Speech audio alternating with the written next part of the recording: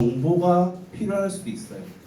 그 정보에 대한 공유는 이 지역에서만 있는 게 아니잖아요. 전국 단위의 데이터가 모여서 그게 전략이 되어야 된다라는 거죠. 저는 그게 제일 중요하지 않을까 봐요. 그리고 두 번째가 우리 아이가 합격할 수 있도록 지속적으로 트레이닝 시켜주고 놓치지 않고, 특히 내신, 그다음에 서류 포인트, 이거가 제일 중요하지 않을까 생각이 들어요. 그것의 일환으로서 본사에서 여기만 일선만 진행하는 게 아니라요. 목동, 그다음에 평촌, 송도 지역적으로 저희 팀 비전에 리더님을 모시고 연사 초청 강연에 이런 식으로 우리 어머니들께 많은 정보를 드리고 있어요. 그래서 오늘 이렇게 오신 분들이 대부분 중학교 2학년 어머니들 분보다는 중학교 1학년, 초등학교 6학년 어머니들이 많으시더라고요. 앞으로 깜깜이 아직까지 남은 2년간 깜깜이 대입 정보 이런 부분이 발생할 수밖에 없기 때문에 좀 들어보시고 어떤 부분을 챙겨서 준비하실지, 그 다음에 입시는 이렇게 진행되는 거구나, 그럼 어떻게 준비하지, 이런 부분도 가능하실 수 있지 않을까 생각됩니다. 자, 이제 시간이 되는 관계로 제가 소개해드릴게요. 성함은 이제 박정훈 부원장이시고요. 목동 입시센터에서 입시를 총괄하신 분이고 저희가 CMS 팀 리더분 중에 한 분이세요. 그래서 되게 뭐랄까요, 저와 같이 근무도 계속 하셨고요. 근데 학생들 자소 관리뿐만 아니라 자사 입시는 정말 베테랑이세요. 그렇기 때문에 그분이 관할하고 있어요. 저희 지역은 이분이 관할하고 계시고요. 이분에 계속 관리를 하고 있고 저희한테 컨택하고 컨텐츠 보고 설명회라든지 아니면 아이들한테 아이들을 위한 우리가 이제 학생 설명회 이런 부분을 지속적으로 저희한테 이렇게 하세요라고도 하고요. 저한테 조언도 주고, 그래서 체크하는 정말 리더 중에 리더라고 생각하면 좋겠습니다. 앞으로 계속 지속적으로 오실 예정이긴 하니까요. 자세한 부분 있으시면은 추후에 질문하시고요. 자, 박정훈 우리 리더분의 그 강연을 듣도록 하겠습니다. 감사합니다.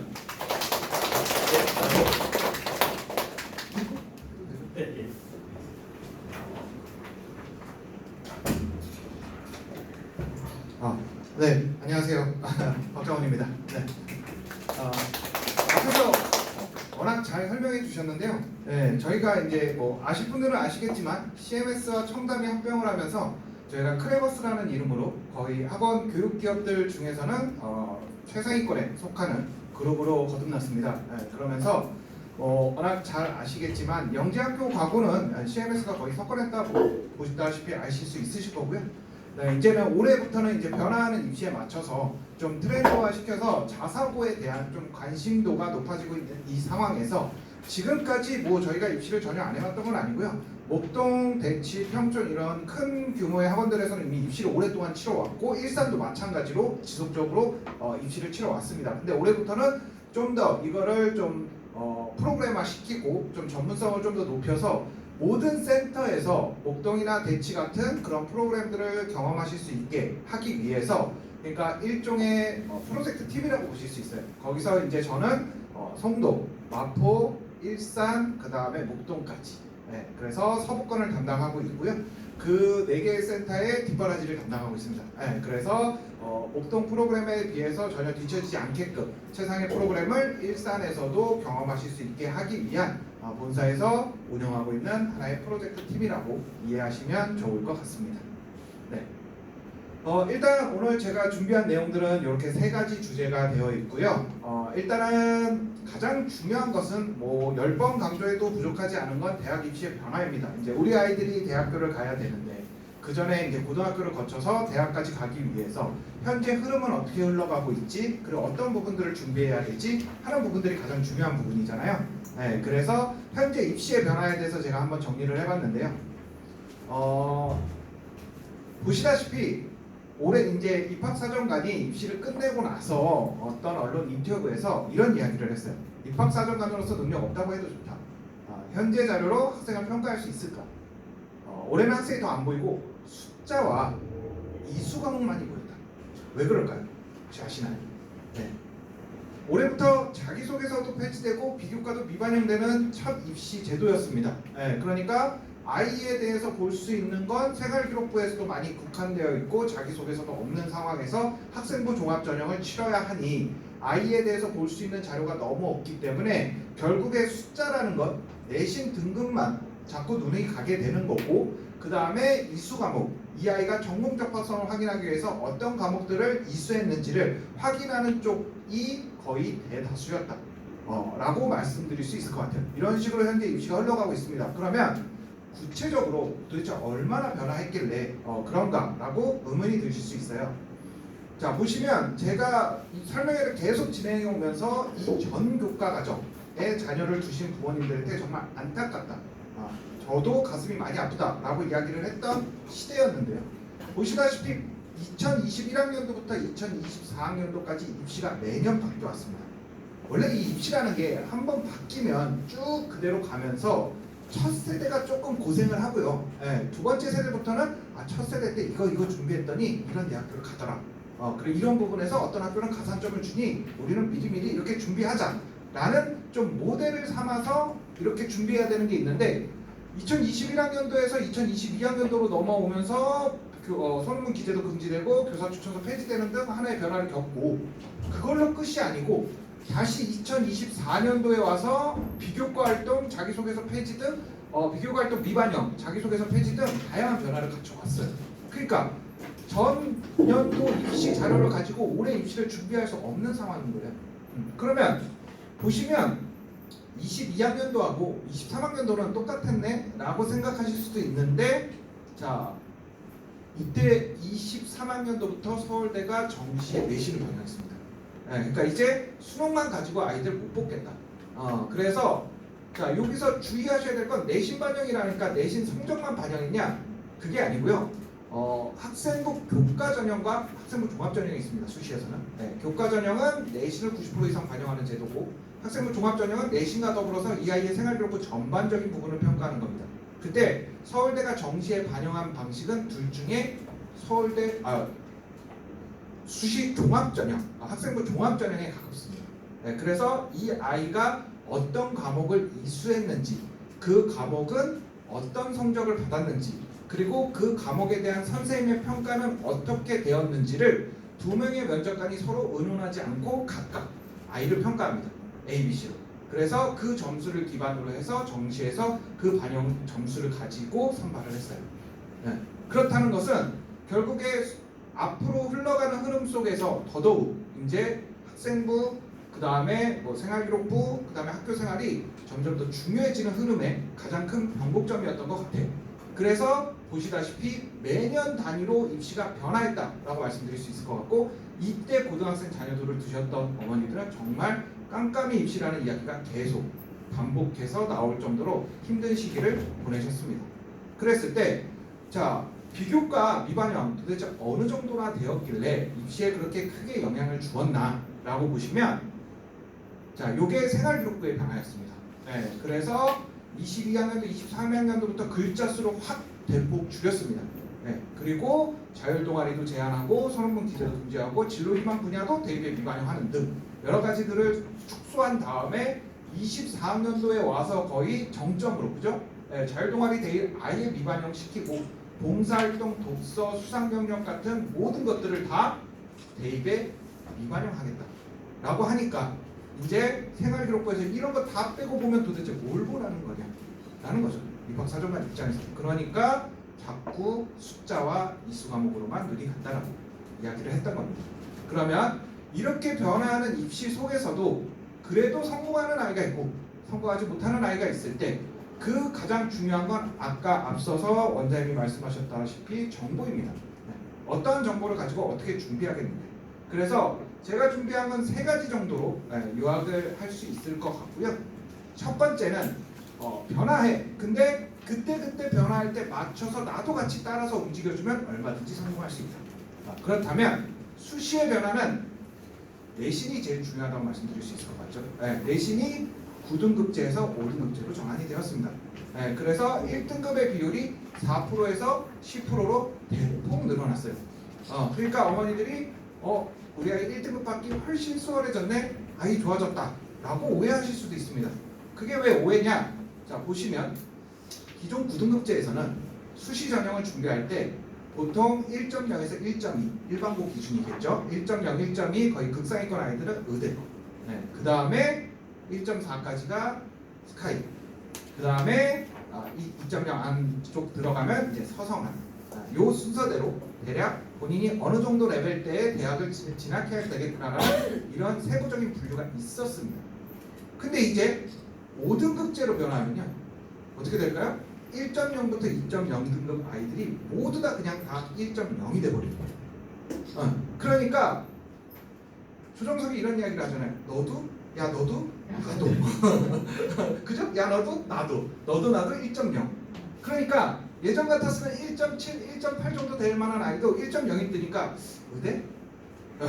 나도 의대? 나도 1.0인데? 아니면 좀 의대는 좀 어려울 것 같으니 그냥 좀 낮춰서 쓴다 스카이, 낮춰서 쓴다 서울대, 이 정도가 되는 거예요. 그리고 대학교들 입장 측에서는 서류가 올라오는 애들마다 내신이 다 1.0인 거예요. 예전 같았으면 1.0, 1.1 얘 이 학교 정도 1등이네 똑똑해 라고 할 수 있었는데 이게 1.0을 들고 와도 얘가 도대체 잘하는 아이인지 못하는 아이인지 구분이 안 가는 거예요. 그러니까 일반고의 내신 등급은 앞으로 점점 더 변별력을 잃어가게 되는 거죠. 내신은 이제 못 믿게 되는 거고요. 일반고 가서 말 그대로 주요 과목에서 2등급이 뜨는 순간 대학이 훅 달라지는 상태가 벌어지는 겁니다. 이제부터. 그래서 일반고로 가게 되면 이제는 거의 전 과목 1등급을 가져갈 생각을 하고 가야 되는 상황이 펼쳐진 거죠. 자, 그렇다면 수능은 또 어떻게 변화했느냐? 그러면 내신이 이렇게 변화했을 때 수능이라도 좀 변별력을 가져갈 수 있느냐라고 했더니 2027학년도부터 이렇게 과목 선택 제도로 바뀌었습니다. 수능이. 그렇죠? 죄송합니다. 2027학년도 수능까지 지금 현재 수능 체제는 선택 제도입니다. 아이들이 자유롭게 선택할 수 있게 하였어요. 그래서 엄청난 건 사회과학을 통틀어 17과목을 다 묶어놓고 자유롭게 두 개를 선택하게끔 했어요. 너희들의 교육부 입장에선 너희들의 흥미와 관심에 대한 자율 선택권을 좀 더 존중하겠다. 하고 싶은 거 과목들 해라 라는 거죠. 근데 항상 강조드리는 게 있어요. 교육부와 대학교 입장은 서로 다릅니다. 교육부의 취지는 좋아요. 아이들의 선택을 존중하고 본인들이 공부하고자 하는 것 찾아주자. 하지만 대학들 측에서는 이공계 오려고 하는데 물리학과 수학과로 온다는 애가 선택 과목을 한국지리, 세계지리 그쪽 나라의 수학을 공부하고 오려나? 라는 생각을 하게 되잖아요. 그러니까 교육부가 발표하자마자 뒤따라 대학들이 지정 과목 발표를 해버립니다. 그래서 인문계 갈 아이들 자유롭게 과탐까지 선택해서 우리 제한 두지 않겠어. 하지만 이공계 갈 아이들은 무조건 과탐에서 두 개를 선택해요. 그러지 않으면 안 뽑겠어라고 대학교들 쪽에서 반발을 합니다. 그리고 자 보시면 확통미적 기하 중에 확통미적은 상대평가인데 기하는 절대평가예요. 무슨 이런 사태가 벌어졌지? 수능 과목은 똑같은데 그게 왜 그러냐면 처음에 교육부에서 갖고 나왔을 때 기하는 없었습니다. 수능 과목에. 근데 대학교들 측에서 아니 올라오는 아이들의 이공계 전공 적합성을 확인해야 되는데 기하를 이렇게 소홀히 하면 어떡합니까? 라고 반발이 크니까 뒤늦게 넣은 거예요. 그러다 보니까 기하 혼자 진로 선택 과목이 갑자기 수능 선택 과목으로 포함돼 버린 거죠. 이렇게 교육부와 대학교 입장은 굉장히 판이하게 달라져요. 그러다 보니 앞으로의 수능에서는 더 심각한 상황이 펼쳐지게 되는 거죠. 이제는 솔직히 살짝 간을 봤잖아요. 미적하고 기하를 심화수학으로 넣을까 말까 하다가 별 이야기가 없으면 그냥 빼버렸습니다. 그러면 대학교들 입장에서는 오로지 지금 교과 과정을 따지면 수원, 수투, 확통 그리고 바뀌는 교과 과정에서는 대수, 미적, 확통만 가지고 아이들을 선발해야 돼요. 근데 이게 이 아이가 이공계에 적합한 아이인지 아닌지를 평가할 근거 자료가 없다라는 겁니다. 솔직히 말씀드리면 제가 대학 다닐 때 어느 학년이 이런 시대가 있었어요. 교과 바뀌면서 자율선택권을 줬고요. 진짜로 확통을 선택하고 수학과를 진학했던 아이가 있었습니다. 교수님들이 아주 뒷골 잡고 쓰러졌어요. 대학 수학과를 지원했다는데 미분 적분이 뭔지도 모르는 아이가 와서 대학 강의실에 앉아 있으니 아예 대학 교과를 나갈 수가 없는 겁니다. 그래서 선배들에게 뭐 알바비 형식으로 추천이라는 이름으로 후배들 붙잡고 무조건 기초 그 알바를 제가 열심히 했었거든요. 근데 그런 것까지 해가면서 그 당시에 끌고 갔던 거예요. 그러니까 지금 상황에서는 더 심각해진 상황인 거죠. 거기에 사탕바탕은 다 털어버리고 결국에 통합사회 통합과 기초만 평가하겠다는 거예요. 이것만 가지고 아이들을 어떻게 평가할까? 그러면 이제 대학 입장에서는 스트레스 받기 시작합니다. 교육부에서 이렇게 나와? 그럼 어떻게 하지? 그러면 부득이하게 학교에서 어떻게 공부했는지를 확인할 수밖에 없게 되는 겁니다. 그러니까 미적분 기하가 수능 과목에서 제외됐으니 이제는 좀 안 해도 되거나 좀 적당히 해도 되겠지라고 생각하실 수 있는데요. 오히려 반대라고 생각하셔야 돼요. 미적분 기하를 고등학교 가서 무조건 필수로 이수하지 않으면 이공계 대학 진학이 어려울 수 있다고 말씀드릴 수 있을 것 같고요. 아까 제가 지나가면서 이야기 드렸다시피 기하는 절대평가였어요. 그래서 지금 현재 교과 과정에서 고등학교에서 기하는 허주기 과목입니다. 진짜 심한 학교는 학생이 시험 끝나고 요번에 내가 3번으로 찍었으면 A를 받을 수 있었을 텐데 라는 말이 나올 정도로, 왜냐면 절대평가니까요. 인원수 제한이 없다 보니까. 근데 변화하는 교과 과정에서는 기하도 다시 상대평가로 돌아옵니다. 그러니 결국에 수능에서 확인할 수 없는 미적분 기하 과목을 고등학교 때 필수로 이수해야 할 것이며, 그리고 그 이수한 과목의 성적이 당연히 수능으로 확인할 수 없는 과목이니만큼 1이 아니라면 대학 입시에 매우 불리하게 접근할 수 있는 거겠죠. 그래서 미적분 기하의 중요성은 더 높아질 거고요. 수능의 변별력이 낮아지면 낮아질수록 정시전형에서 서울대처럼 뭔가를 더 반영할 평가 자료들을 만들어내게 될 수밖에 없다. 현재 입시는 이렇게 흘러가고 있다라고 말씀드릴 수 있을 것 같아요. 수시 정시의 변화에 대해서 정리해 드렸습니다. 자, 두 번째로는요. 이수 과목의 중요성에 주목해야 된다. 방금까지 말씀드렸습니다. 미적분 기하 꼭 선택하셔야 된다. 근데 그것뿐만이 아니고, 자, 아까도 면접관이 그 입학사정관이 숫자와 이수 과목만이 보인다 그랬다. 라는 것은 무슨 이야기였느냐? 이수 과목을 보면 이 학교의 이 아이의 학교가 어디였는지를 확인이 가능해집니다. 왜일까요? 보시면요.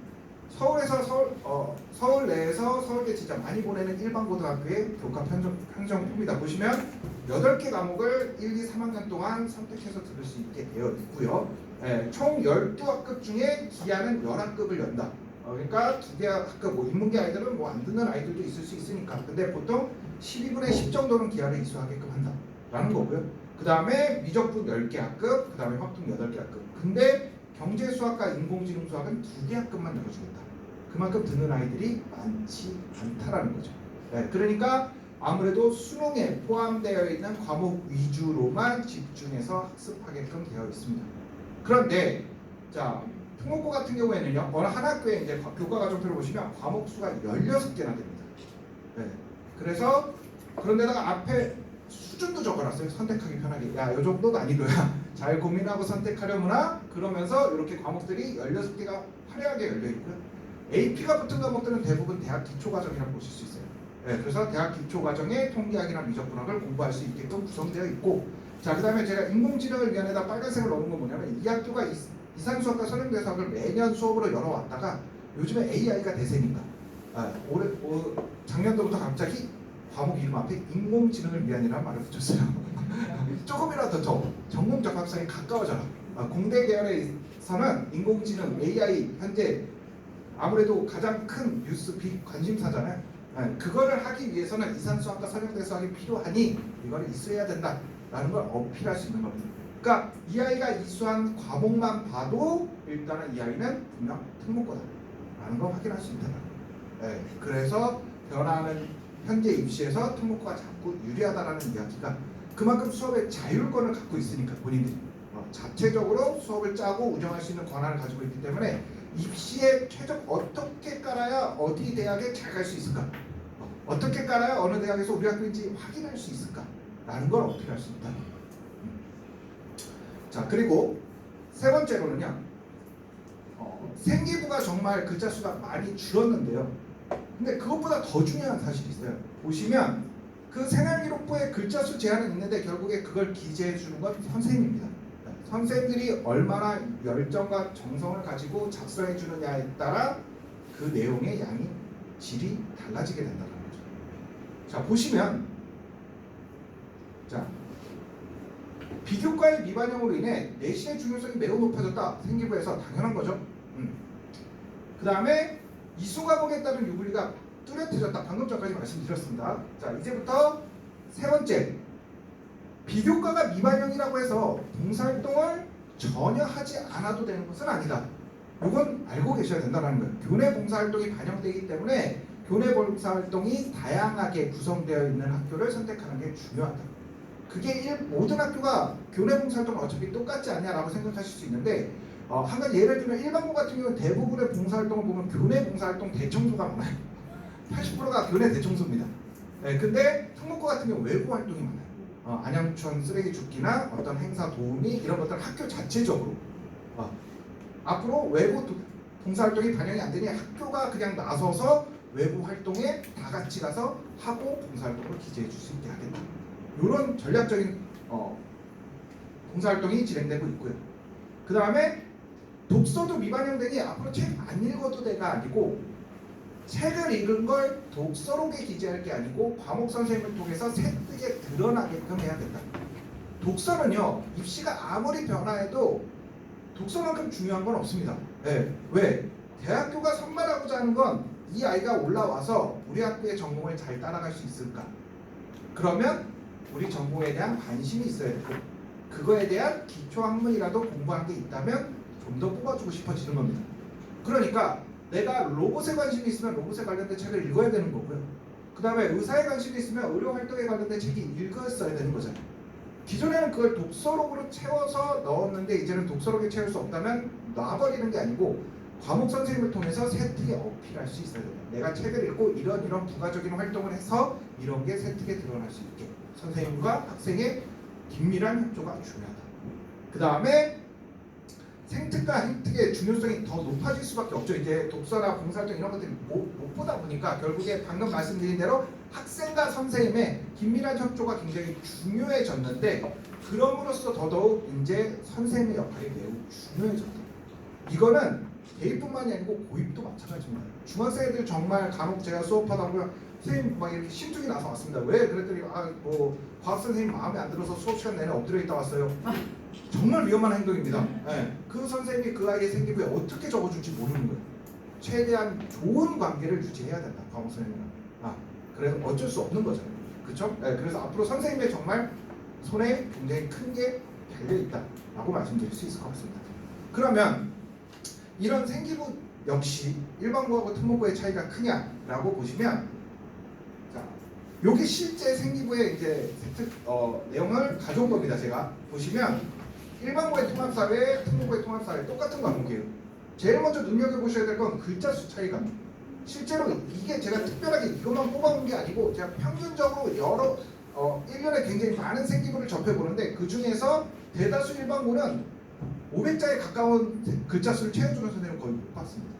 네. 근데 특목고 같은 경우에 정말 꽉꽉 채워서 넣어주시는 게 대부분이었고요.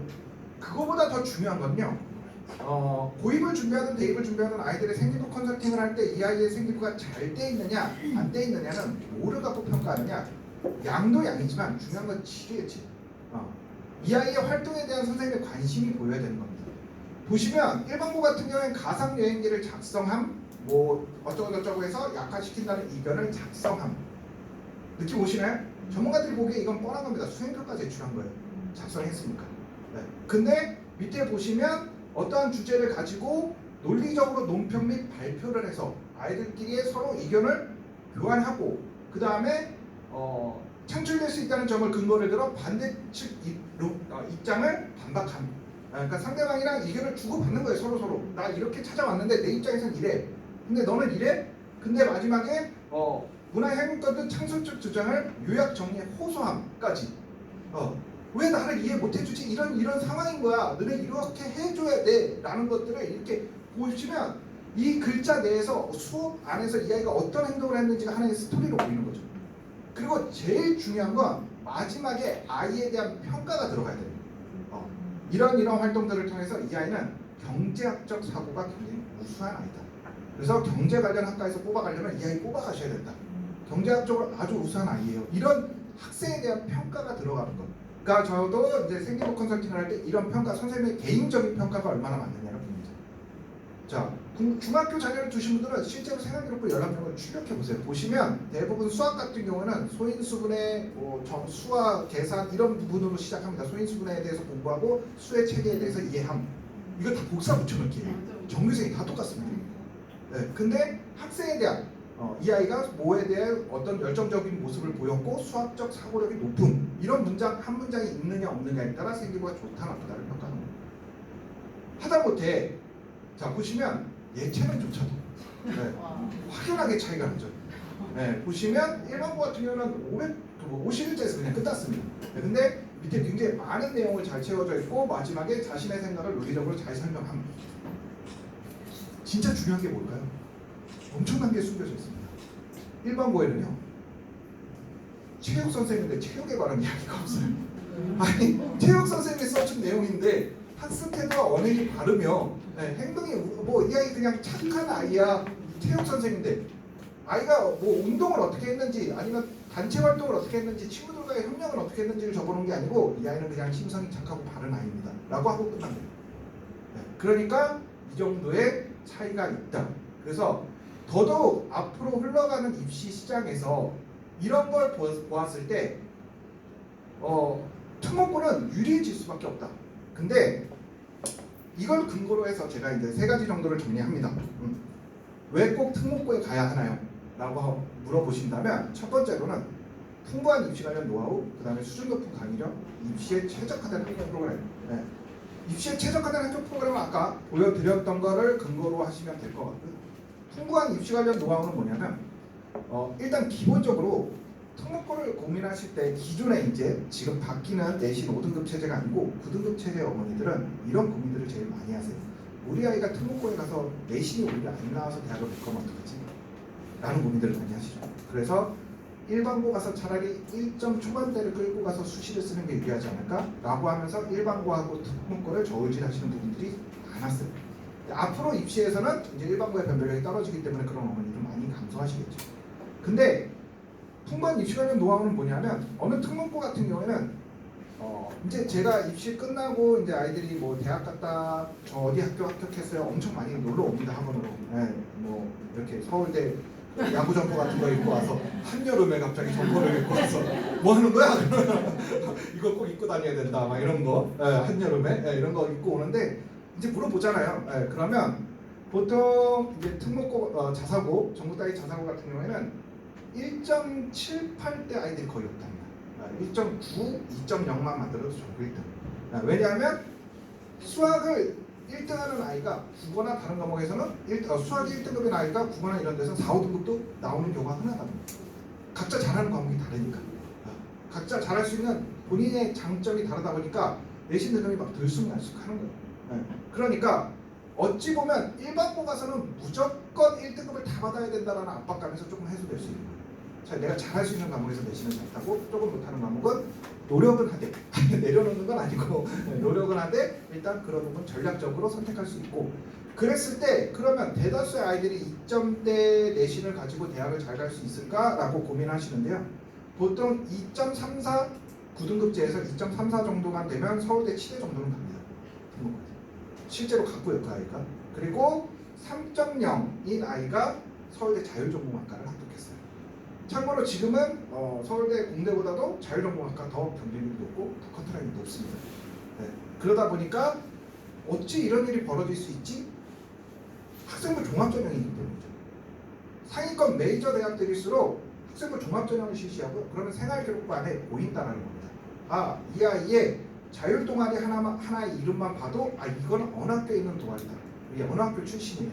라는 게 확 보인다는 겁니다. 그래서 내신 등급이 좀 낮아도 얘는 이거는 어느 정도 감안하고 봐야 되겠구나. 라는 게 보인다는 거예요. 그래서 학교에서 아예 대놓고 몇 등부터 몇 등까지 서울 연세 고려 수시 써. 제 등수로 괜찮을까요? 선생님 저 3점대인데 괜찮아요?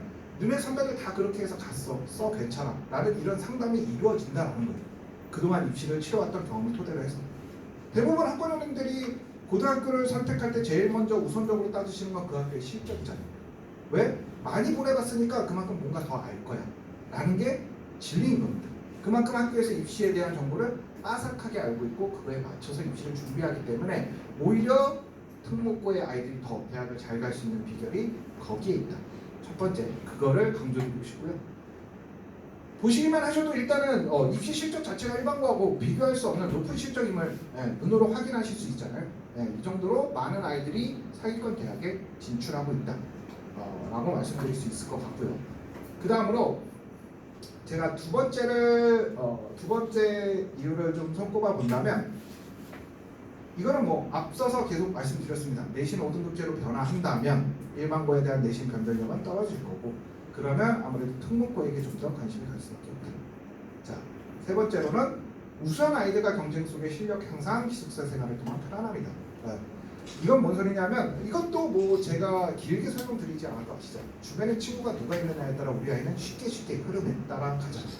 시험이 한 달 앞뒀는데 친구가 한 달이면 충분해. 오늘은 코인 노래방.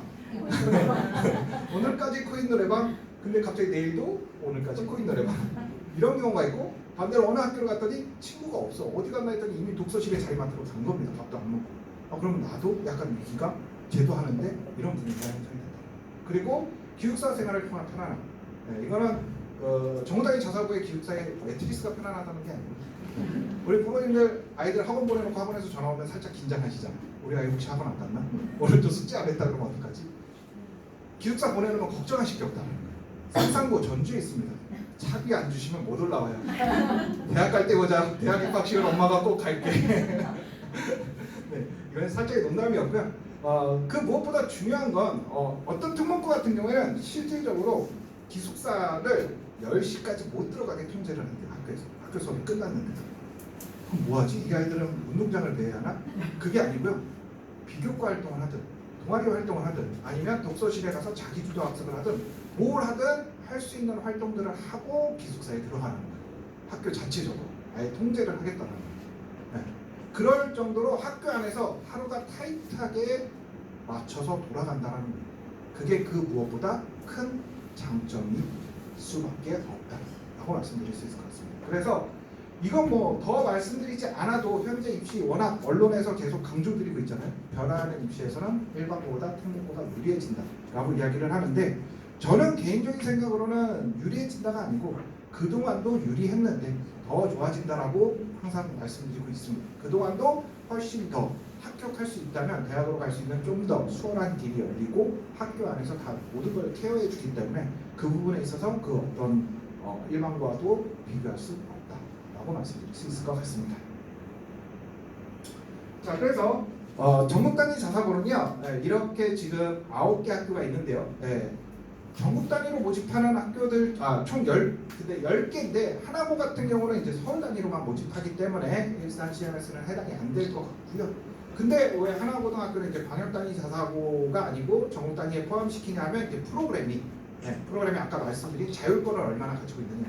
일반적인 광역 단위 자사고는 일반고하고 큰 차이가 나지 않습니다. 근데 전국 단위 자사고 같은 경우는 아까 보여드린 대로 프로그램 수업할 수 있는 프로그램 자체가 학연이 다르기 때문에 그렇게 말씀드릴 수 있을 것 같고요. 나머지 학교들이 있는데 이 학교들이 이제 자체 운영권도 가지고 있지만 자체 선발권도 가지고 있어요. 그러다 보니까 입시가 아주 제각각입니다. 자기소개서도 자기 마음대로, 면접도 자기 마음대로 아주 그냥 학교마다 다 입시가 각양각색이라 굉장히 스트레스가 받죠. 그렇게 되어 있다고 말씀드릴 수 있을 것 같은데요. 최근에 가장 빅 이슈 뉴스는 경기외고가 전국 단위 자사고의 전환을 추진하고 있습니다. 그래서 여기 레벨부고에 이어서 이제 외고 하나가 더 전국 단위 자사고를 추진하고 있고요. 지금 중학교 저학년 자녀들을 두신 분들이라면 충분히 해당될 수 있기 때문에 이 학교까지 폭넓게 생각하셔야 될 것 같아요. 그러면 왜 갑자기 경기외고가 외고 타이틀을 떼고 전국 단위 자사고로 전환을 추진하는 걸까요? 근데 경기외고뿐만이 아닙니다. 보시면 강원외고 농어촌 자율학교로 전환을 했고요. V레고 광역 단위 자사고로 전환을 했습니다. 그리고 경기외고가 전국 단위 자사고에 전환을 추진하고 있어요. 왜 외고들이 줄지어 이렇게 속도 내는 외고 탈출이라고 표현할 정도로 외고들이 이렇게 줄지어 전환을 하고 있는가에 대한 원인은 세 가지 정도로 꼽아볼 수 있는데요. 첫 번째로는 자연계에 유리한 통합형 수능 체제 유지. 뭔 소리냐? 지금 현재 수능에서도 아까 보여드렸다시피 인문계, 자연계 구분 없이 확통 미적 기하 중에 하나를 자유롭게 선택하게끔 열어줬잖아요. 그랬더니 첫 해에 고3 6월 모의고사 때 어떤 사태가 벌어졌냐면 통합해서 수능 모의고사를 봤는데 1등급이 4%잖아요. 4% 중에 확통을 선택한 아이들은 몇 프로일까 따져봤더니 4% 안에 4%만이 확통을 선택했어요. 인문계 아이들은 까딱하면 그냥 1등 못 받는다 소리. 네. 그러다 보니까 아무래도 자연계 아이들이 계속 유리할 수밖에 없는 거예요. 그래서 아까 제가 말씀드렸던 서울대 자율전공학과를 진학했던 그 특목고 학생은 인문계 쪽으로 과목을 선택해서 이수했지만 수능은 미적분으로 보는 그런 선택도 했다라는 겁니다. 네, 그래서 지금 그 체제인데 변화하는 입시에선 그거조차도 다 이제는 그냥 확통 하나로만 평가를 해야 되니 인문계 자연계가 다 뒤섞인다면 아무래도 자연계 아이들의 이과 침공이 더 거세어질 거라고 보는 거죠. 그러면 외고는 아무래도 인문계를 목표로 하는 아이들이 대다수 구성되어 있다 보니 앞으로 입시에서 계속 본인들은 불리할 거다라고 생각하는 게 첫 번째고요. 두 번째로는 자유전공의 확대인데요. 지금 정부에서 추진하고 있잖아요. 무전공 확대. 네. 항상 말씀드리지만 교육부와 대학교의 입장은 굉장히 다른데 교육부 입장은 정말 좋아요. 왜 좋냐? 아이들이 단순히 성적에 맞춰서 학교를 그 학과가 뭘 하는지도 모르고 일단 학교만 보고 지원하는 경우가 굉장히 많습니다. 네, 근데 그런 것보다 그냥 들어가서 1년 동안은 기초 과정을 공부하면서 여러 전공 들어보고 본인이 2학년 때 가서 본인의 전공을 선택할 수 있다는 굉장히 큰 메리트가 있는 학과인 거죠. 네, 근데 이게 자율전공이 확대되다 보면 말 그대로 이게 여러 가지 모델들이 지금 나오고 있는데 뭐 인문과 자연을 구분하는 케이스도 있고 통합하는 케이스도 있고 다양한 케이스들이 있는데 현재까지는 이게 통합되어 있는 경우에는 아무래도 대학들 측에서는 이 아이들이 이공계로 진학할 수도 있기 때문에 그래서 서울대 같은 경우에는 매번 자율전공학과의 합격생들을 따져보면 이공계 출신 아이들이 95% 이상 차지하고 있다고 합니다. 그러니까 더더욱 자연계가 더 관심이 쏠릴 수밖에 없는 상황. 마지막은 의대 지원 확대죠. 의대 지원 확대. 아무래도 이공계일 수밖에 없는 상황인 거죠. 그렇게 되다 보니까 아무래도 인문계 쪽 학교들이 조금 위축이 된 상황에서 그렇다면 차라리 우리도 전환하려다 라고 줄지어서 지금 나오고 있는 상황이라고 말씀드릴 수 있을 것 같습니다. 자, 두 번째로는요. 그럼 이런 이제 전국 단위 자사고 중에 일산에서 이제 메이저로 준비하는 학교라고 말씀드리면 이제 상상고와 외대부고가 가장 핵심이 될 수 있을 것 같아요. 뭐 10개 학교를 다 소개해드리면 좋겠지만 시간적 제한이 있기 때문에 모든 학교를 소개해드리지 못할 것 같고요. 대신에 상상고와 외대부고를 아주 꼼꼼하게 분석해드리려고 합니다.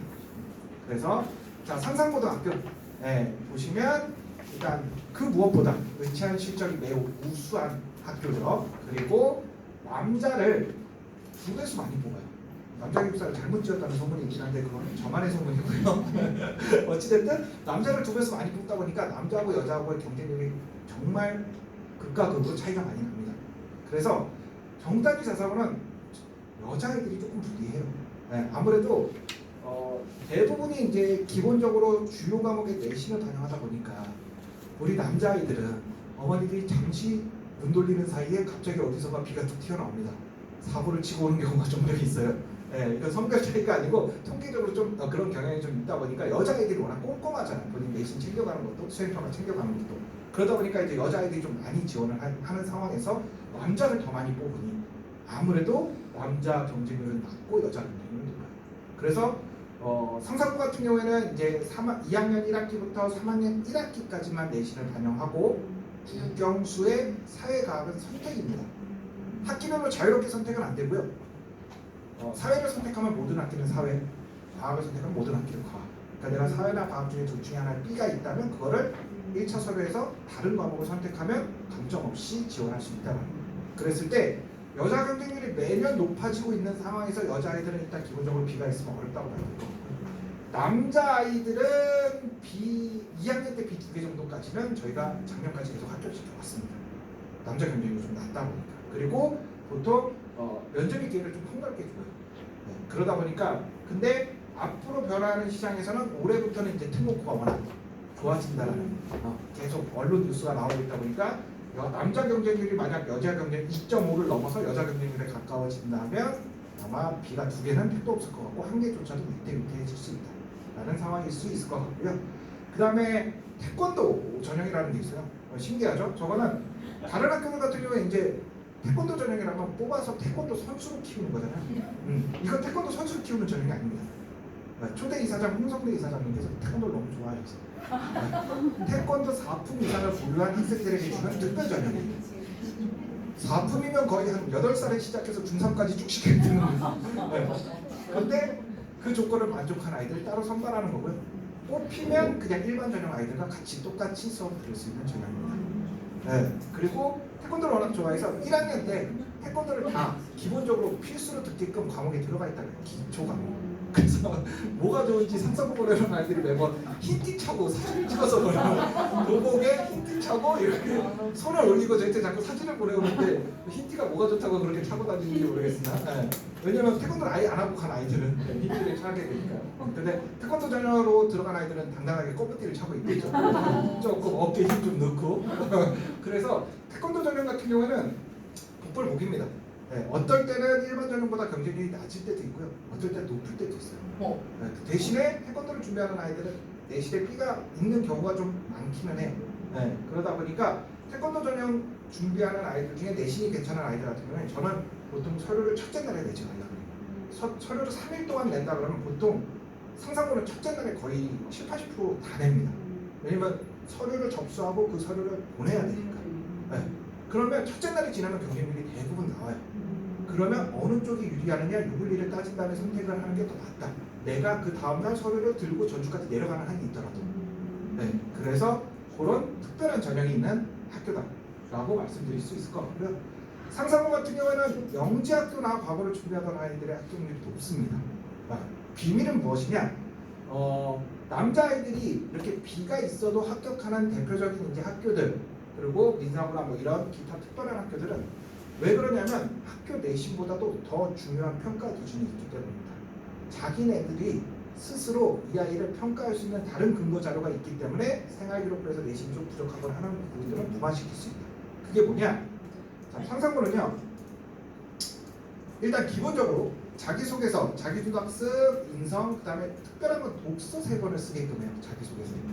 네, 그래서 독서 3권은 자기가 성경에서 책 3개를 그냥 독서록 쓰듯이 줄거리를 쓰는 게 아니고요. 이걸 읽고 난 나의 생각의 변화. 네, 그래서 어떠한 책을 읽고 나서 현재 뭐 지구가 흘러가는 뭐 자원 소모에 대해서 난 알게 되었고 그거에 대한 우려가 생겼고 그거에 대한 해결 방안을 고민해봤고 이런 내용들. 내가 활동한 부분을 기재해야지 책의 내용을 기재하는 건 아닙니다. 네, 그렇게 300자씩 3권을 적게끔 되어 있고요. 면접은 창의융합 면접, 그 다음에 독서인성 면접 2번에 나눠서 봅니다. 창의융합 면접은 수학, 과학 문제라고 보실 수 있어요. 그냥 푸는.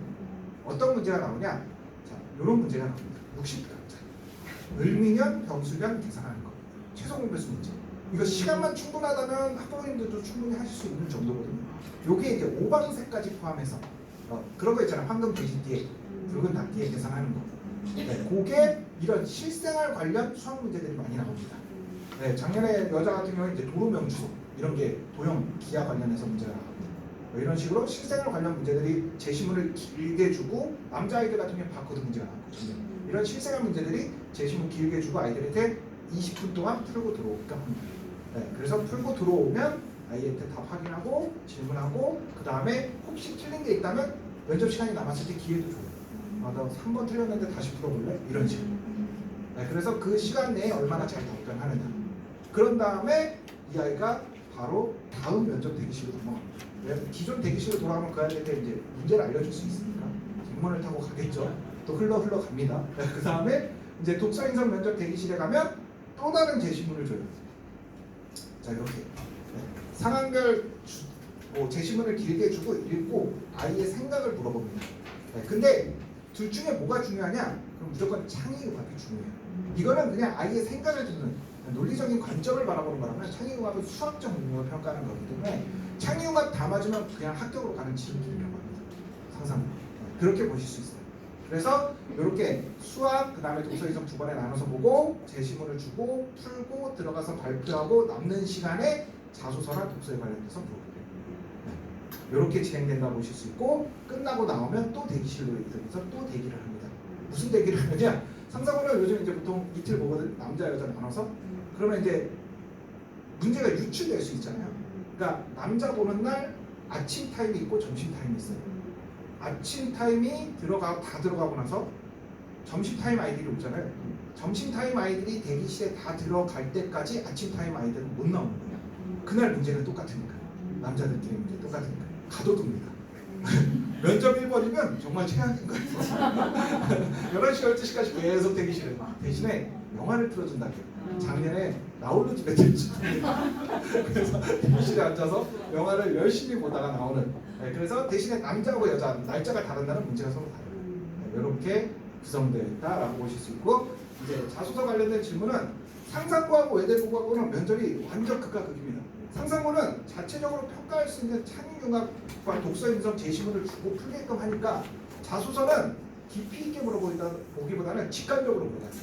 뭔 소리냐? 만약 아이가 이렇게 원자 안에서 운전화를 지닌 전자가 진입막 이런 거에 대해서 막 자소서를 썼어요. 그럼 그냥 직관적으로 거기에 있는 거 그냥 물어보는 겁니다. 원자핵과 전자가 달라붙지 않는 이유는 뭔가요? 이거 교과에 없는 내용인데 뭘로 공부했어요?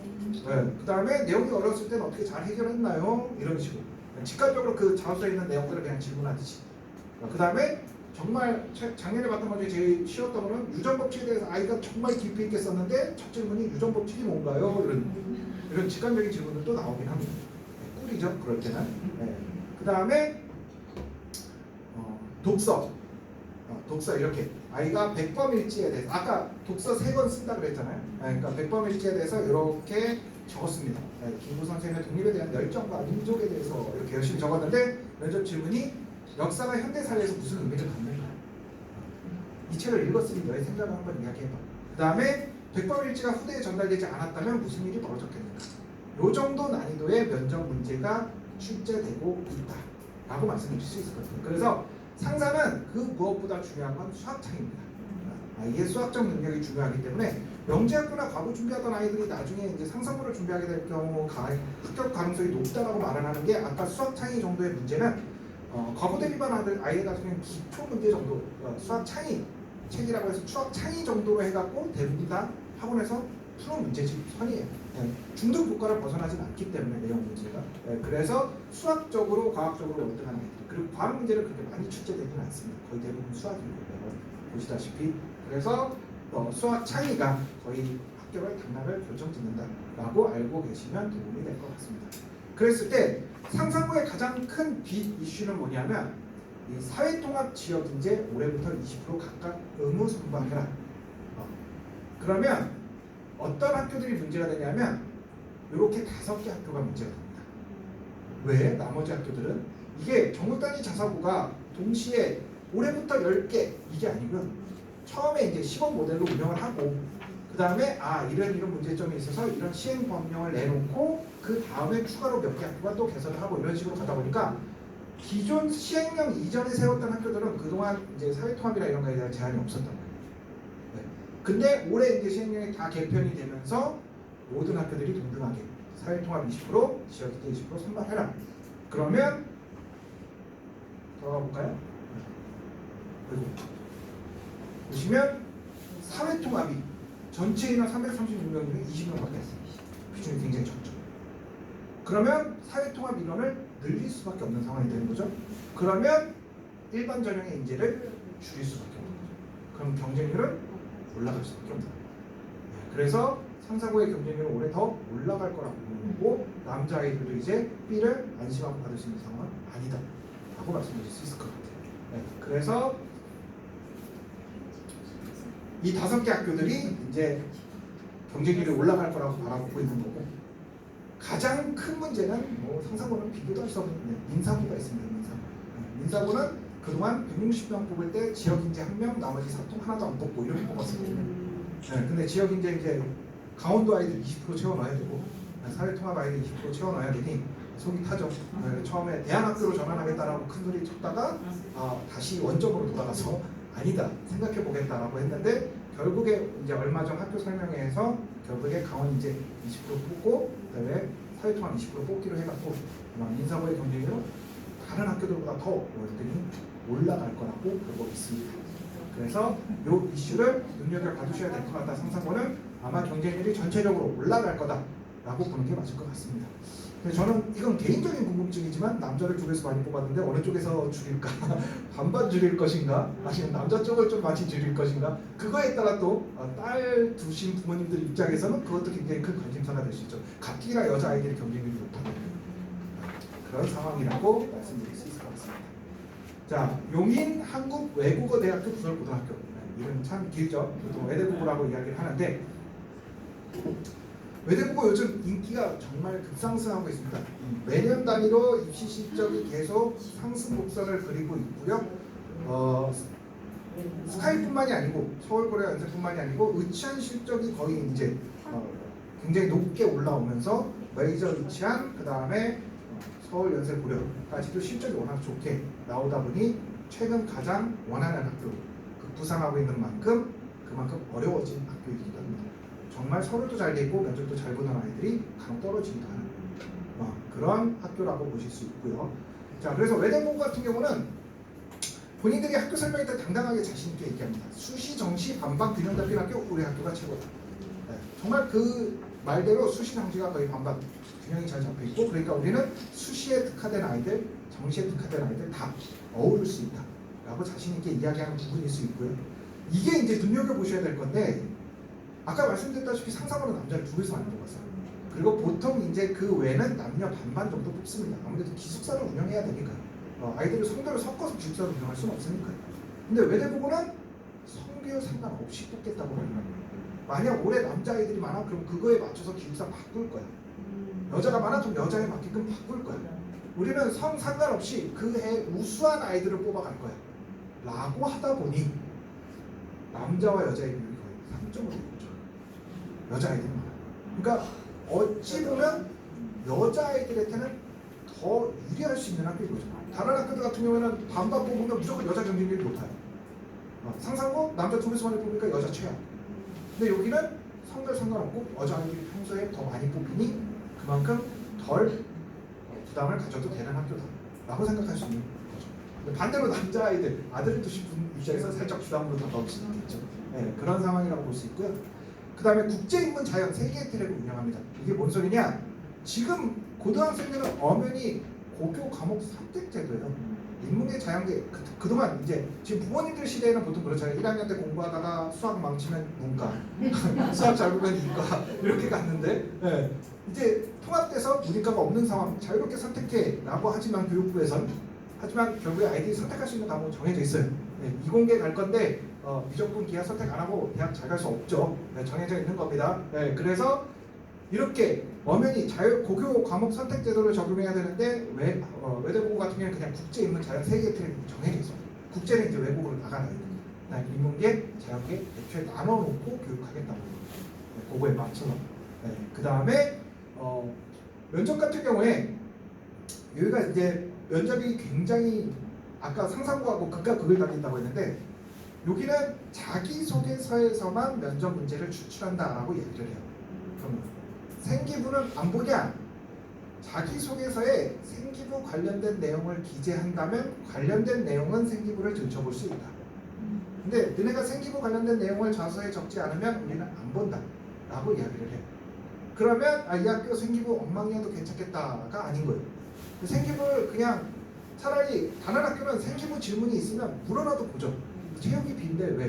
체육이 좀 소홀히 한 거 아니야? 이렇게 질문이라도 하는데 얘네는 그냥 보고 끝낸다라는 겁니다. 체육이 B야 넌 체육이 B인 학생이야. 정년평가 때려버린다는 거죠. 오히려 생기부는 완벽하게 꾸려놓고 가야 덜 손해라는 겁니다. 흠집 없게끔.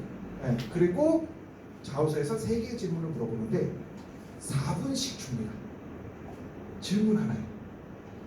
아이 혼자 4분을 끌고 가야 되는 거예요. 질문 하나를 가지고.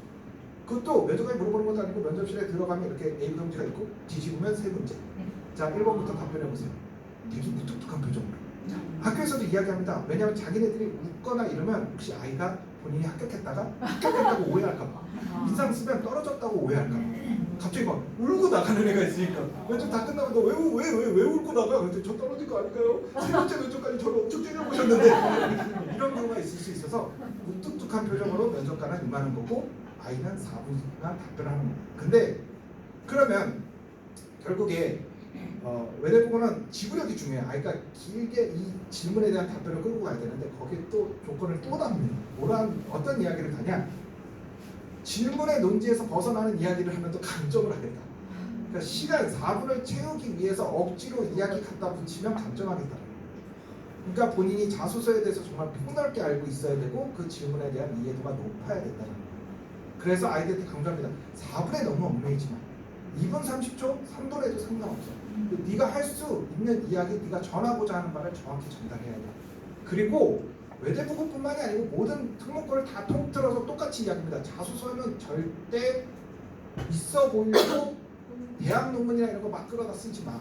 관련된 질문 나와서 답변 못하면 탈락으로 가는 다이렉트 이야기. 내가 잘하는 거, 평소에 관심이 있었던 거. 그래서 상상고라고 하면 아이들이 꼭 수학이 중요한 학교니까 수학을 꼭 써야 돼 이런데 그렇지 않습니다. 저희 매년 수학 없이도 상상고 합격시켜봤어요. 이 학교들은 과거 영재고 학교하고 달리 이공계 특화고등학교가 아닙니다. 네. 인문계도 보내고 자연계도 보내기 때문에 본인이 잘할 수 있는 거 평소에 관심 있었던 부분들을 담아낼 수 있으면 된다는 거예요. 그래서 그걸 가지고 4분씩 진행을 하고 만약 꼬리 질문이 있다면 1분 정도의 시간을 더 부여한다. 근데 꼬리 질문에 따라서 당락이 결정되는 건 아니다. 그냥 면접관이 들어봐서 궁금하면 하나 더 질문할 수 있고 아니면 말고 그리고 질문하면 1분의 시간을 더 주고 이런 식으로.